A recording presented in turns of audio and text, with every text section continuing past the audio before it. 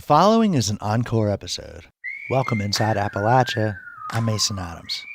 This week, rock climbers with disabilities have found a home in Kentucky's Red River Gorge, which offers some pumpy crags. It's basically 20 pull-ups in a row and figure out where I can grab my fingers into a hole or use a palm down method and try to push with one hand and pull with the other. Climbers have also been working to make the New River Gorge more inclusive.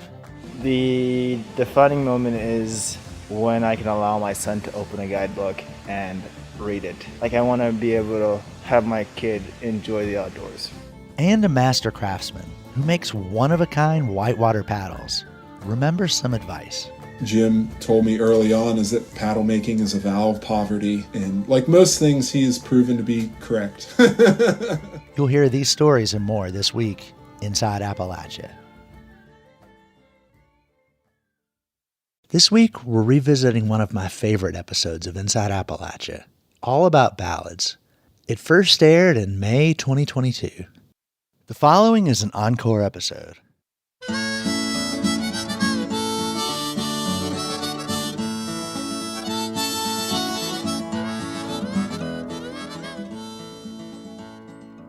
Welcome Inside Appalachia. I'm Mason Adams. And I'm Saro Lynch-Thomason. I first met Saro back when we were both Folkways reporters here at Inside Appalachia. She's a ballad singer. And so we asked her to co-host this episode, which is all about ballads. Saro, thanks for coming on the show. Yeah, I'm glad to be here. So, when people hear the word ballad, they might think of different things, like a slow song on a hair metal record where you raise a lighter in the air when they play it. But that's not what we're talking about today. Saro, how do you define ballads? So for folks who enjoy folk songs and traditional songs, the word ballad usually means an old song that tells a story. Sometimes these songs go all the way back to England, Ireland, or Scotland, and sometimes these songs were written right here in Appalachia. And because so many of these songs are so old, different generations interpret the songs in different ways, like with one of the most famous ballads, John Henry. The Ballad of John Henry tells the story of a railroad worker who challenges a steam drill to see who can tunnel into a mountain the fastest and farthest. With his strength and skill, John Henry wins, but he dies from the effort. There's a lot of debate about the history behind this song. Was John Henry a real person? What was his life like? Most historical accounts describe Henry as an African-American man from Virginia or West Virginia who worked for the C&O Railroad. Researchers say he was either a formerly enslaved man working for pay, or that he was incarcerated and was forced to work as a convict laborer. John Henry was a baby boy. Like any folk song that's lasted through the generations, there are lots of versions of John Henry, like this one by Leslie Riddle. There's also lots of different interpretations of the song. For some people who grew up in Black communities in Appalachia, the song elicits a variety of feelings. Folkways reporter Nicole Musgrave has the story. For Theresa Gloucester, the Ballad of John Henry has always been there. I can't remember not hearing it. All our lives, from children to adults, we've always heard that song. Theresa's in her 70s and was born in McDowell County, West Virginia. She grew up in a historically African-American community in Lenoir, North Carolina, where she lives today. Theresa was raised by her grandparents in a house full of other children.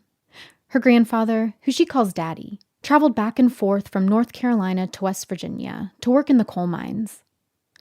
Whenever he was back home with the family, Theresa says he was always singing and telling stories. Daddy would sing John Henry, and when he didn't sing it, we'd ask him to sing it. And after he would sing it one time, we'd say, Daddy, sing it again, Daddy, sing it again. Theresa thinks her daddy was drawn to John Henry because the story resonated with his experience as a coal miner, another job that's physically demanding and dangerous. He knew what it took to go in those mines and to work. And he also knew the ins and the outs because his father got killed in the coal mine. So he knew the hardship of it. And he also knew the joy to be able to provide for his family. For Theresa, the story of John Henry was a lesson from her daddy about hard work and perseverance. To me, John Henry had a determination. Regardless of how hard it is and how hard life was, you don't let it beat you down. You get up and you just keep going. You just keep going. The Ballad of John Henry remains important to Theresa today. In fact, she still sings it. He was sitting on his daddy's knee.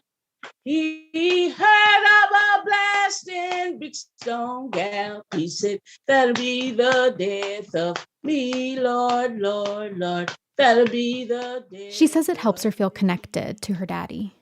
To sing the song to this day, I enjoyed it as if he was singing through me. It's like all of a sudden, his presence just comes up in the room. Just daddy's sound. I could just hear his voice. And everything is positive to me. There lies a still driving man. Then it say, booty bang, bang, bang. But not everybody has positive associations with the Ballad of John Henry. I feel like it's kind of propaganda, and this Black man would sacrifice himself for industry, Maybe he sacrificed himself so his family could eat. That's Ruby Daniels. Ruby's in her 40s and lives outside of Beckley, West Virginia, in an area that used to be a black coal camp. Her family's lived in the area since the late 1800s. Ruby grew up in Maryland, but spent summers in West Virginia with her grandmother. On the drive from Maryland to West Virginia, Ruby's family would pass through Hinton, and they often stopped to see the statue of John Henry there. It's located by the Big Bend Tunnel, where some versions of the ballad say the competition took place. As a kid, Ruby was impressed by the statue. I thought it was amazing to see this beautiful black. The statue is black and he's muscular and he has these mallets in his hand. He's like a chocolate candy bar. He looks so good, Ruby learned John Henry in her middle school choir program, but she never heard anyone in her family sing it. Like Theresa, Ruby also comes from a family of coal miners. But for Ruby's family, they didn't have a positive connection with the song. Henry's death in the story cut too close to home. Coal is not our friend. I have a great uncle that died in the coal mines. Like I said, my great grandfather was a coal cutter, so he was injured by the mountains. A lot of the older men that would come around here, hang out with my grandparents, they were amputees. They would have legs gone, and everybody had black lung, including my grandmother. When Ruby hears John Henry, she hears the story of how black workers have been exploited throughout the country's history. In regards to Great Bend, it wasn't just John Henry that died. A lot of people got silicosis from drilling into these mountains. I learned that between 800 and 1,000 people died in the Great Bend in the building of that. I just feel like that's been a common history with African-American labor in any event, even, back to slavery. We can kill that property. We'll work them to death on the cotton fields. We'll work them to death on the tobacco fields. Like Ruby, Amethyst Kia also sees John Henry as a story about the exploitation of workers. His proof of worth was the fact that he could work faster than a machine and that he dies in the process. That's pretty devastating. Amethyst is in her 30s and is a singer-songwriter living in Johnson City, Tennessee. She's a member of the roots music supergroup Our Native Daughters, which is made up of 4 black female banjo players. For their debut album, Amethyst co-wrote a song titled Polly Ann's Hammer. John Henry had a woman, Polly Ann, Polly Ann. It's a reworking of Sid Hemphill's version of John Henry. With Amethyst singing lead, Polly Ann's Hammer tells the story of John Henry's wife. Polly drove steel like a man, like a man. When John was sick, Polly drove steel. Everybody knows who John Henry is. We know that story. But what we kind of wanted to highlight and bring to the forefront is Polly Ann. Many versions of John Henry include references to Polly Ann, but not all. For instance, when Theresa Gloucester was growing up, she never heard her daddy sing about Polly Ann. I didn't know that John Henry had a little woman and her name was Polly Ann. And John Henry got sick and they put him to bed and said, and Polly drove that steel like a man. Polly drove that steel like a man. When Theresa learned about Polly Ann, she was reminded of a time in her own life when she was married to a coal miner and living in West Virginia. It brought up memories of the hard work the women in the community did. Theresa realized that John Henry was also a song about the women's strength. Where he left out, she just picked up the torch and she said she'd carry on. She could do whatever he couldn't do and she'd be the best that she could be. And that's what you see in those women out there. It's like they handle things. I really see that in them. And in that song, you see the strength of the woman. You see her strength. For Amethyst, writing Polly Ann's Hammer was a way to pay homage to Polly Ann and the working class women she represents. She was the one that had to take care of the kids. She was the one that had to create a sanctuary for her family. And on top of that, she could also drive steel. She's got two jobs. One involves forgetting your sense of humanity, and the other one involves very much having to have humanity to deal with your children, to deal with your husband, who's also, a tired cog in the wheels. So if anything, you could even argue that her life is more difficult. The song was also a way to envision a different future for Polly Ann's child. A future where they aren't just a cog in a machine, but one where their humanity is recognized. Strong as me. This is Hammer, kill John Henry. Won't kill me, won't kill me. This is Hammer, killed your daddy. Throw it down and we'll be free. Polly Ann is hoping that one day her child is going to have more options than maybe what she had. So the idea of throwing the hammer down and you'll be free, to be free to choose what you want to do, which is an important part of freedom. For Inside Appalachia, I'm Nicole Musgrave.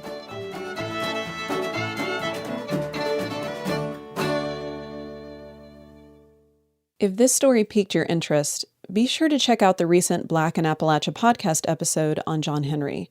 They dive into some important topics, including the current day link between health and working conditions, especially for Black workers. We've posted a link where you can listen to their John Henry show at wvpublic.org. Now, the Ballad of John Henry is part of a long-standing Appalachian musical tradition. Songs about the human toll taken by industry. Lots of these songs are about trains and railroads.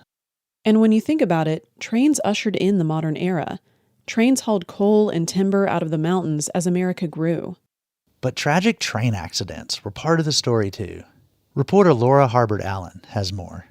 Starting in the late 19th century, trains were everywhere in southern Appalachia, and so were songs about them. People are riding on trains, interacting with them, witnessing crashes with them, building them, and we have this sort of rich history that these songs spring from. Scott Hufford is an associate professor of history at Lees-McRae College in Banner Elk, North Carolina. And all these songs emulate the train. Image of the lonesome whistle, that is such kind of a powerful meaning in things. Yeah, it's not just songs about trains, it's songs sounding like trains. Musicians used open tunings and specific finger-picking techniques to imitate the chug of the train. The thumb is going from the 6th string to the 4th string. Back and forth. Boom, boom, boom, boom, boom, boom, boom, boom, boom, boom. My name is James Clarkey Rucker. I'm a folklore storyteller, historian, and folk singer.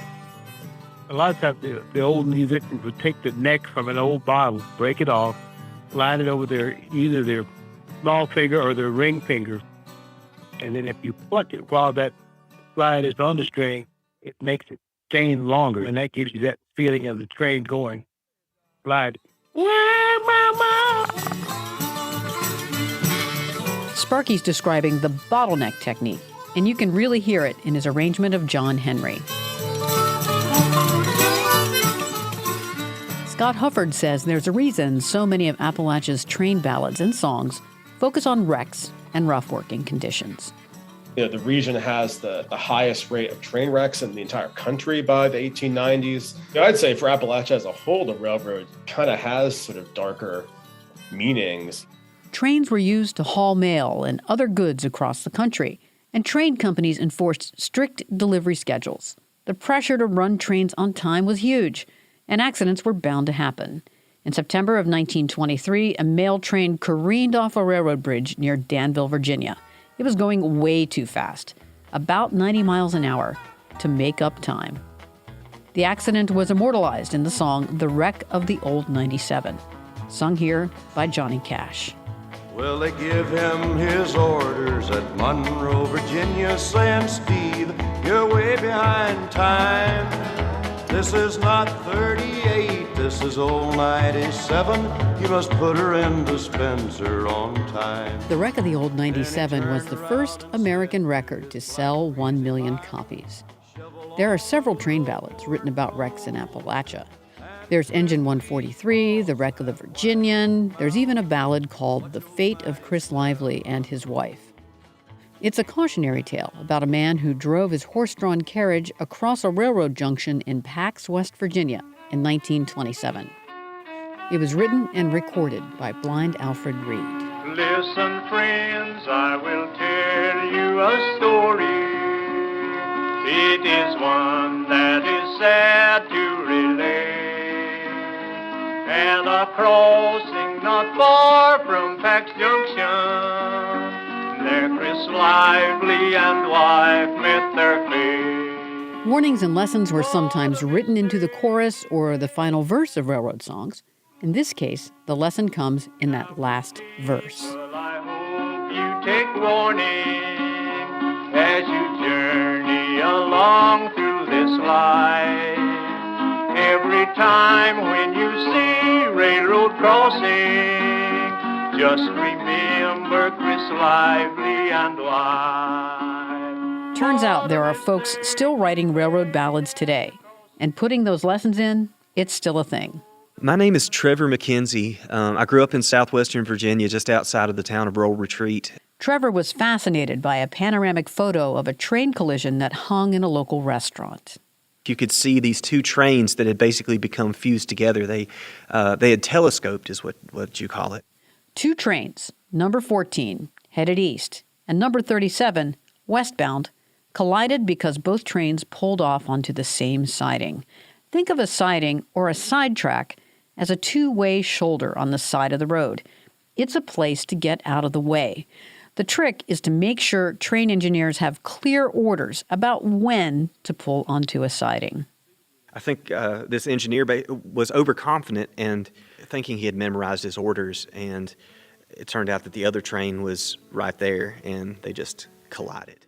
Both trains were going about 30 miles an hour. That doesn't sound like very fast, but when you have several thousand tons of steel, whatever coming together, iron, whatever colliding, it creates quite a mess, and it killed 3 men. Trevor's song tells the story of the accident, almost like a documentary. And most railroad ballads had a lesson in them, too, like the song about the husband and wife who were killed when they drove onto the tracks. In Trevor's song, the lesson is in the chorus. Cross the cross ties in your mind, let it roll. Just keep time and know your sidetrack from your line. But Trevor told me there's a deeper meaning to it. Just keep time and know your sidetrack from your line. Railroad ballads had sort of these moralistic undertones that would always sneak in at the end. And I wanted to play to that, but not in the traditional way. And getting sidetracks is there's so many sidetracks. And yeah, just to have that visual, and it's handy that we've taken that railroad term and made it into this sort of universal thing. And so to play with that, I just had fun with the creative process of this song. Let it roll. Just keep time and know your sidetrack from your... Turns out that minding your time and sometimes taking your time is something that never goes out of style. For Inside Appalachia, I'm Laura Harbert Allen.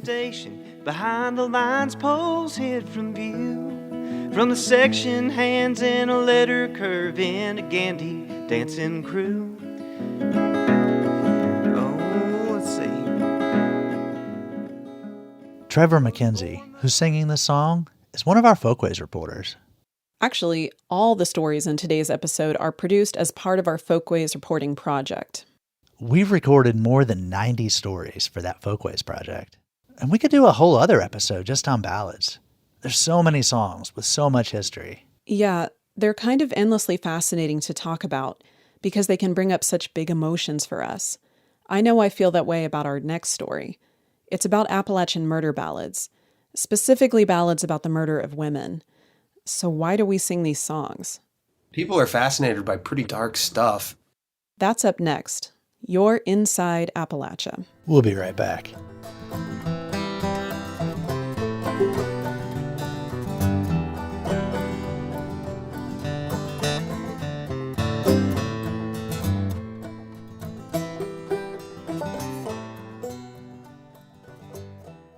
Support for Inside Appalachia is provided by Concord University, educating the people of our region and beyond for more than 150 years. More information at concord.edu.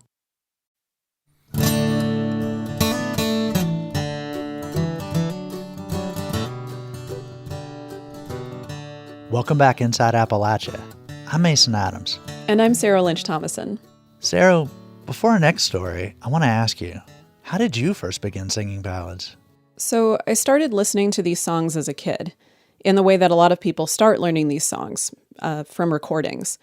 My dad had vinyl records of folk revival musicians singing these old songs, and I was really drawn to them, kind of like a moth to a flame. But I really dug into this music when I moved to Western North Carolina in my early 20s. And that's where I got to know more musicians who had grown up learning these songs in their own communities. And I've been studying and singing these songs ever since. That's really cool. That's the way I first heard ballads too, was on these folk records my parents got around the Smokies in the 70s. That's another of our Folkways reporters, Zach Harold, playing guitar and banjo on a song called Little Sadie. It's a ballad about a man killing his sweetheart. There are lots of murder ballads from Appalachia, and most of them are about men killing women. Zach set out to learn more about why there are so many of these songs and what they mean to people today. A warning that this next story does involve a lot of discussion of violence against women. If you'd rather skip this segment, you can join back in about 10 minutes. I went through a big bluegrass phase in college, and it didn't take long before I ran into my very first murder ballad, The Knoxville Girl, as performed by Jim and Jessie McReynolds. This is a real old folk song. This originally came from England, and this sort of tells a tragic story about a guy that loved his girl so well that he beat her to death with a stick and threw her in the river and watched her as she floated down. This one called The Knoxville Girl. I'd never heard anything like it. Bleak, disturbing lyrics set to this lively major key melody. And as I learned more about the bluegrass canon, I kept running into songs like this. Songs like Pretty Polly. He stabbed her to her heart and her heart's blood did flow. He stabbed her to her heart. And Katy Deer. That silver dagger to slay the one that I love.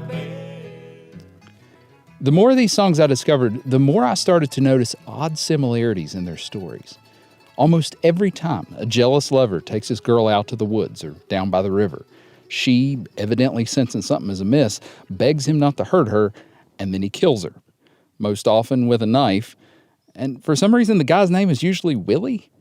When Inside Appalachia decided to devote an entire episode to traditional ballads, I decided to get to the bottom of this murder ballad mystery once and for all. And that's how I ended up on the phone with Mark Charles of Louisville, Kentucky. He's the front man of the band Vanderveer, who recorded an entire album of murder ballads called, fittingly enough, Oh Willie Please. Oh Willie, please, don't you murder me. Having spent so much time with these songs, I wondered if Mark had any theories about why they share so many details. Well, certainly you start noticing thematic similarities and a lot of overlapping details. And some of that's to be expected because so much of the ballad tradition is just storytelling and passing down stories from either one generation to another or from one town to another. And that makes sense. Folk music, by its very nature, takes elements from old songs and transforms them into something new. Many murder ballads, like The Knoxville Girl, have roots in the British Isles. They were printed in broadsides, basically the 17th century version of tabloid newspapers. And for this reason, early musicologists dismissed American murder ballads. They said they were just rip-offs of the original English versions with names, locations, and some details changed. But that couldn't be farther from the truth. According to murder ballad scholar Christina Blanton, the American tunes are trying to telegraph something very specific about 19th century white American society. There were absolutely warnings to women about what happens when you are not well behaved, when you fall in love with the wrong guy, when you are not abiding by the accepted, moral code. These songs are a way of reinforcing society's standards for women. It's no mistake the murders typically take place in the woods or down by the river. So she's always lured away from that safety, that Appalachian town that represents, codified society, a place of safety, that town where things make sense. And if those drownings are evoking images of old-time river baptisms, well, that's not a mistake either. So after they're dead, they do finally attain that perfect feminine nature. The songs clean up their victims in other ways. As I said, the stories are all strikingly similar. And if you pay close attention, the victims are too. A woman needs to be pure and good, and she's misled by this mean, horrible man, and then this mean, horrible man doesn't want the responsibility of fatherhood in a lot of cases or to provide financially, so he offs her. That's Madison Hellman. She's a graduate student at West Virginia University, and she's currently working on a dissertation about murder ballads. She's dug into old court records and newspaper reports about the crimes that inspired several famous songs, and she's found interesting disparities between what actually happened and what made it into the lyrics. Take the ballad "Oh Me Wise," for example. It's based on a real murder in North Carolina a couple hundred years ago. Here's a little bit of Vandeveer's recording. Little old me, I'll tell you my mind. My mind is to drown you and leave you behind. In the song, a guy named John gets Omi pregnant out of wedlock. He lures her into the woods, promising to elope, and instead drowns her in the river. At the end of the song, the whole town goes out to look for her body and bring John to justice. In real life, Omi already had kids with other men and was likely meeting John so he would sign some paternity papers. And there's not really this angelic virginal maiden who was led astray by love. It's a woman who was doing her own thing, living her life kind of on the outskirts. And when she went missing, not that many people went looking for her. It seems murder ballads are only interested in telling the stories of women who fit a particular profile. If, like Omi Wise, victims don't fit that profile, sometimes the stories get changed. Other times, well, let's put it this way. There have been far more murders than there are murder ballads. It's important to notice which stories get told and which ones don't. It's something we still see in true crime podcasts and documentaries and books. The cases that still get the most press are a, pretty white, well-off blonde girl. And I'm not saying that they shouldn't also have sympathy and elicit support, but, there's hundreds of women that don't fit that profile that are in the same situation. We don't hear about it. And that happened back then too. So why do we continue singing these songs? Or consuming any other kind of true crime media, for that matter? People are fascinated by pretty dark stuff. Again, that's Mark Charles of the band Vandeveer. It's fitting and telling that in the ballad tradition, the more heinous the story, the more memorable it might become. So lots of folks are drawn to these stories. But when Vanderveer went on the road to promote their album full of murder ballads, they found audiences had a limited appetite for the songs. We quickly found that on stage, a couple of murder ballads go a long way. So put 3 in a row on a set, and you can feel the air sort of escape the room. Of course, the band knew they were dealing with heavy stuff when they decided to make the album. And that's why they also decided to give a portion of the proceeds to a women's crisis center in Louisville, Kentucky. It was important to us that we, have some perspective and make sure that the audience was aware of that side of the project too. Because as grim and disturbing as these songs can be, they are also depressingly familiar. The victims in these songs were women, and stories of domestic abuse have not abated, and instances of domestic abuse have not abated. And so a little bit like shining a light on a problem that's been around for hundreds and hundreds of years, which is, men behaving very, very badly. For Inside Appalachia, I'm Zach Harold.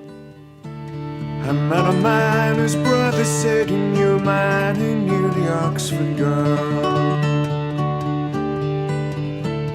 I met a man whose brother said he knew a man who knew the Oxford girl. She said I never had a chance to prove them wrong. My time was short, the story long. No, I never had a chance. It's so interesting to me the effect that murder ballads have on a crowd when they're performed one after another. Like, people are fascinated by true crime, but we can only take so much of it before it becomes overwhelming. Right, and someone's personal experience can make a difference of how they feel about the song. I always appreciate when a performer talks about how these songs are part of the present. Yeah, let's talk about that for a bit.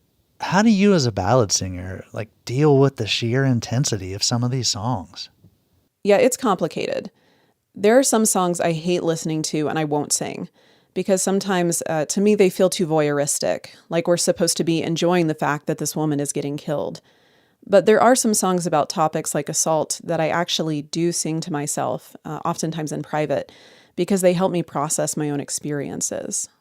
I recently talked about this with another ballad singer. Her name is Susanna Park, and she lives in Asheville, North Carolina. So I'm curious for you, as a woman singing these songs, are there ways that your experiences as a woman have shaped the repertoire that you're attracted to or the songs you don't want to sing? Great question, and a really important topic as well, just in all the ways that these songs as folk songs, I think, are an extension of the voice of the folk for so many generations. And so, yes, I think about this a lot in what I perform as well as what I teach. I would say that as a little person, I was really, I wanted to feel more heroic. I wanted to feel like I was represented in a better way in the stories and songs that I was growing up around. And my mom and my aunt had done some investigation to finding songs that were, the females came out victorious in some way. My sister and I took it on as a project to collect more of those kinds of songs, because I think as kids growing up in the 80s, so I was born in 82, there was just a lot of wanting to feel represented. There's a handful of ballads that my family would sing that I have never committed to memory because they hurt too much to sing, but I know them, but I still won't sing them. I think as a singer, as a song carrier, you have to be able to also let the song through you. And some songs I think actually hurt a little too much to sing, depending on your own personal experience. Other songs I find really powerful that it's I can play a part in letting there be an opportunity for that voice to still come through me, because there's a way that it's a relevant song still that feels like I can hold that space, and I can hold that space well. Songs give us an opportunity to tap into an emotion that we might not otherwise feel like there's space for in our day. It's 3 to 6 minutes of giving your body an opportunity as the singer and also as the listener to let this story sort of wash through you. And my hope is that it can maybe it sparks discomfort, but I think anytime there's something hard, that also can mean that there's an opportunity for it to have a release. And songs are just moving. And so it's paying homage to history, to your own body, to people that might need to hear that this is a relevant issue. Be that like it's been a valuable, cool thing that women can have victorious songs, or like it is valid and recognizable that we still are murdering and making women go missing as a regular piece of today as well. So yeah, it's a juicy, juicy, heartbreaking, beautiful, expansive, we're half the planet as women. So these are songs that should be sung and should be celebrated and should be talked about. I'm wondering for you if you could describe a song, an example of a song where you're like, yeah, I'm not going to sing that one, but here's another hard one that does mean something to me. Like to just give examples for folks who aren't as familiar with these genres. Well, the first song that came to mind is The Two Sisters. So I'm the younger of two sisters. My mom is the younger of two sisters. We were raised incredibly close, both of these pairs of siblings, singing and doing stuff together, performing together. And so The Two Sisters talk about this. It's this ballad that talks about these two sisters that are really close, and ageism and the impact of that around if the younger person gets married first. And this is, supposedly historically back in the day. And the older sister ends up murdering her younger sister because it would disrupt her opportunity for having like a cared for, abundant life if she's kind of made a spinster by having her younger sister get married first. So it's classism and it's sexism and it's ageism all kind of rolled together, and then it's siblings. And I think singing and being so close with my sibling, with my sister, there was this place that like there was a way that we could resonate and understand that the song sounds so brutal and you'd think like that sister's so cold.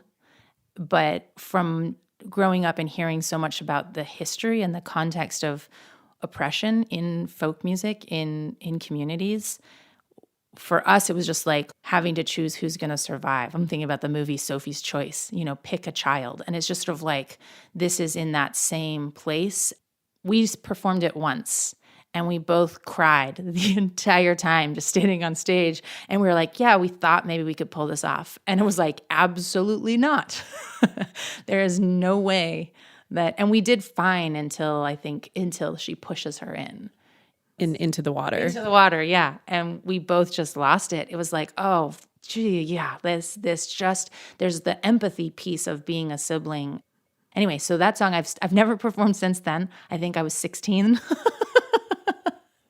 And I can hear other people sing it, but I actively know I kind of tune out a little. Like I still have a hard time being like, but I love talking about it. But actually trying to sing it and let those notes kind of come through me, I'm like, I skip it if it's on anyone else's like record. I'm like, oh God, yeah, I can't do that one still. So it's that's when I'm not singing. One that I'm loving singing, well, loving is a weird word. One that I really enjoy teaching about and singing is Orphan Girl. So this is a young girl who is orphaned. And then it's classism. She goes to a rich man's house looking for some food, and the rich man won't give her food, and she freezes and dies out on the steps. It's significant to me that it's a little girl asking, but the entire picture is also sort of showing all these different pieces of oppression at the same time. I'm wondering if you could give an example of a song that does kind of flip that script, the songs that your aunts were looking for, that you were looking for, that I also look for, about women kind of getting their way or something coming out kind of unexpectedly in the woman's favor. Yeah, there's one song that's coming to mind. It's called The Maid on the Shore. It's a song about a sea captain who sees a woman on the shore and bribes his men to go and seduce her and get her onto the ship, and then they can all have their way with her, and he'll reward them all for bringing this woman onto the ship. And they go and they get her and they bring her, and she has this spectacular verse of thanking them all for letting her get here, that she's just been so tired of being a maiden. Oh, thank you, this young girl did cry. That's just what I've been waiting for. Oh, for I've grown so weary of my maidenhead as I walked all alone on my rocky old shore, as I walked all alone on the shore. And then she sat herself down in the stern of the ship, and the moon, it shone gentle and clear, oh, and she sang so sweet and so neat and complete. She sang sailors and captain right fast asleep. She sang sailors and captain asleep. And then she robbed them of silver and robbed them of gold. She plundered their costly fine ware, oh, and that captain's broadsword she's took for an oar and paddled her way right back to the shore. She's paddled right back to the shore. So yeah, that's one of the songs that I think, particularly being someone who has had, I've had multiple assaults in my life, and I think that there's something that feels helpful in singing something that goes so well in getting out of that situation, that feels fantastical, but that also, like, that's part of a song, I think, for myself that feels really healing, is to be like, it definitely wasn't fantastical for me to try to get out of these situations I was in. And so there's an opportunity to sort of have that hope. Some part of me wanted that sort of outcome, and it didn't happen that way, but I can still sing about it, and that brings part of the healing.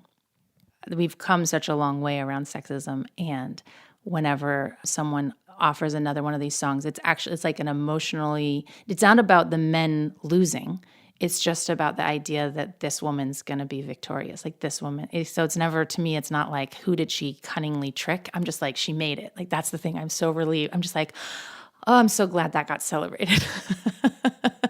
The trickery part is not the most important to me in the song. It brings me a smile, but it's really the survival that is the focus for me. Thank you so much for talking with us today, Susanna. I've really enjoyed talking to you. Oh, it's a pleasure. I could hang out with you all day. Saro, I'm picking up a theme here. And how many of these songs describe historical events? But our personal experiences affect how we hear them today. Yeah, it's fascinating how people's choices of what to sing and what to leave behind over time shape the culture of folk songs. Susanna talks about a lot of songs her family knows, but she doesn't sing, or some she's tried to sing but really can't anymore. Our personal experiences affect what we feel good about singing, and that actually shapes what gets sung, in some cases over hundreds of years. But for some songs, we're still in the earlier stages of that process, like with your next story, Mason, about the ballad Otto Wood the Bandit. People sure do love true crime stories. And back in the early 30s, the best way for a true crime story to go viral was by putting it in a ballad. That's what happened with Otto Wood, a true-life outlaw who grew up in the hills around Wilkesboro, North Carolina. He spent some time with the Hatfields of southern West Virginia in the early 1900s and later became a famed moonshiner. He died in a shootout with police in 1930. Less than a year later, Walker Kid Smith wrote Otto Wood the Bandit and recorded it with the Carolina Buddies. Step a buddies and listen to the song, sing it to you right, but you might think it's wrong. It's all about a man named Otto Wood. I can't tell you all, but I wish I could. He walked in the pawn shop. The single sold a couple thousand copies, and that might have been the end of it, except one of those copies landed in the hands of Doc Watson. He recorded the song for his 1965 album, Doc Watson and Son, which hit at the height of the 60s folk boom. The way the story goes, Otto, why didn't you run? Otto's done dead and gone. Otto, why didn't you run when the sheriff pulled out that 44 gun? Doc Watson went on to become an icon of the folk and Americana movement of the late 20th century. I grew up hearing him on the nitty-gritty dirt bands Will the Circle Be Unbroken, and went to college listening to his collaborations with mandolin player David Grisman. But one of Watson's longest collaborators was David Holt, a musician and storyteller who lives outside Asheville, North Carolina, where he's collected and played mountain music for 55 years. Here's Holt and Watson talking about Otto Wood just before they play the song on their 2002 album, Legacy. There was an outlaw that used to live around here. Actually, was from up in Wilkesboro, Otto Wood. And I talked to Jesse James Bailey, who used to be the sheriff of Madison County, who actually captured Otto Wood one time back in the 20s, actually. Otto was a one-armed bandit, escaped from jail about 10 different times. And actually, you know the story about what got him into trouble, Doc? Tell about that. He had pawned his grandfather's watch. He needed some money real bad, and he pawned it to a Mr. A.C. Kaplan, who had a pawn shop in Greensboro, North Carolina. And he promised he'd be back in a short time to redeem the watch, and he supposedly had a 30-day grace period according to the agreement. But he went back in about 10 days, and the old boy had sold his watch. And he was really angry. He flew into a rage, and there happened to be a little antique, one of those old antique pistols, pepper box, I think they called them, cap and ball things, and he snatched that up and hit the man over the head with it a little too hard. And he was sentenced for second-degree murder. And he whittled a gun out of a cake of soap and slipped outside and stuck it in the guard's back and said, "Take me for a ride, or you had it." And the guy didn't know it wasn't a real gun, so he dropped his gun and took him for a ride. That was out of the Raleigh prison. Yeah, He escaped a bunch more times, too. Yes, it was. Because he came out of the underclass, Otto Wood had a reputation as a sort of Robin Hood. But while people agree that Otto stole from the rich, he didn't really give to the poor. Even during his life, he became something of a celebrity, known for his repeated escapes from prison.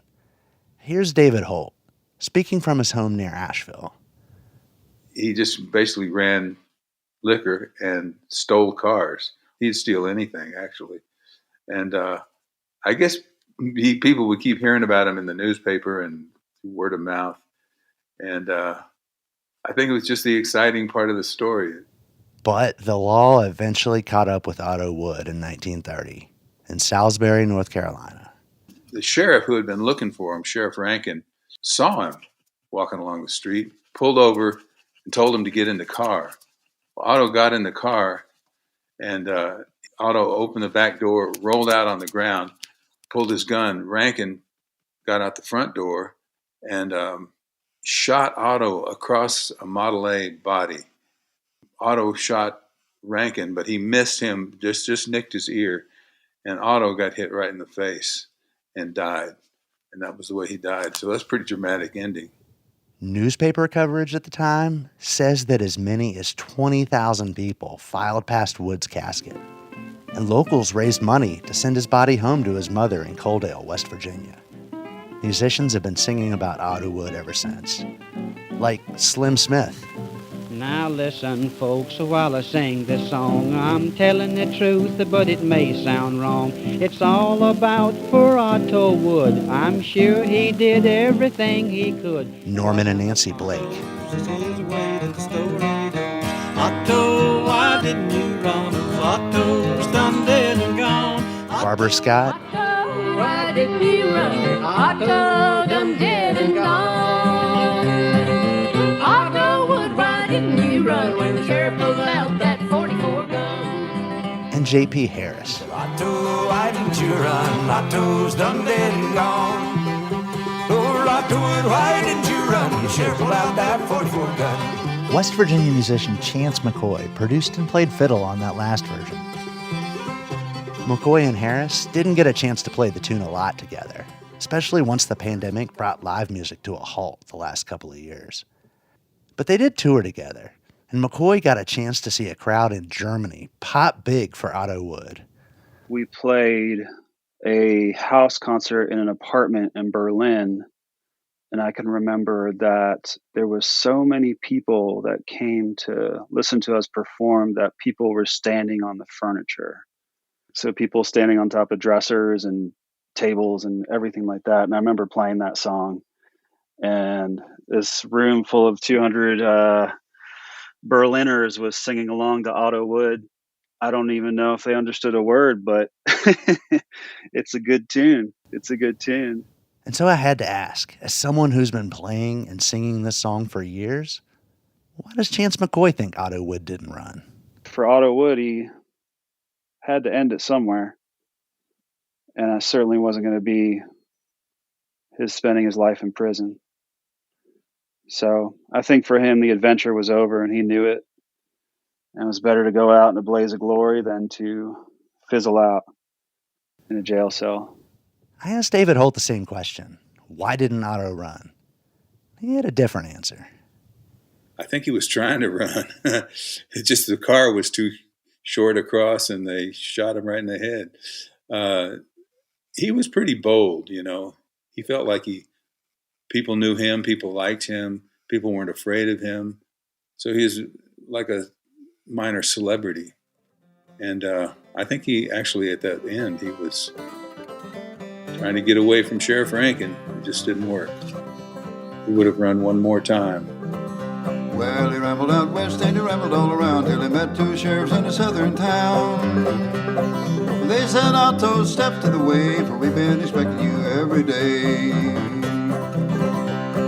He pulled out his gun and then he said, just make a crooked move and you both fall dead.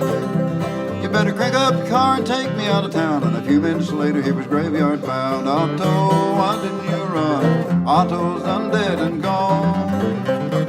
Otto, why didn't you run when the sheriff pulled out that 44 gun?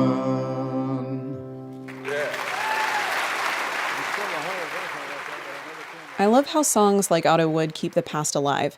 And I love that we can keep writing songs in these traditions to tell the stories that are important to us.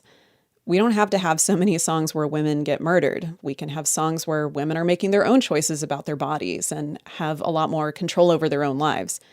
We can create new songs about the stories that are important to us. Yeah, we are always creating our own future. And the things we do today are going to make the traditions for future generations. Thanks for coming on today's show, Saro, and sharing your knowledge about ballads. Yeah, I've really enjoyed this. Until next time, thanks for joining us as we journey throughout Appalachia.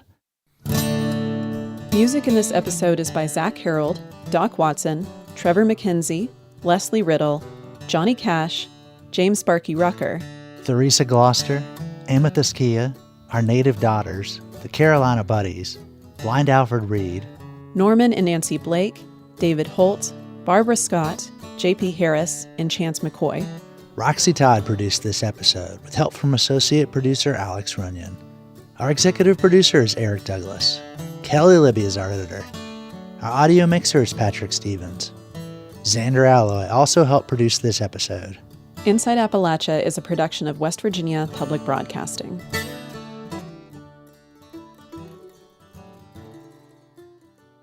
Support for Inside Appalachia is provided by Concord University, focusing on students' futures.